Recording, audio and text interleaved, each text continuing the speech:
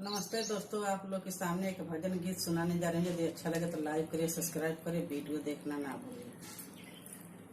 जनक जी के बगिया में फरलाया नार हो, जनक जी के बगिया में के नवावेला के तोड़ेला के नवावेला के तोड़ेला केकरे चरवा में लग गई दाग हो, जनक जी के बगिया में राम लक्ष्मण नवावेला राम तोड़ेला, लक्ष्मण नवावेला राम तोड़ेला।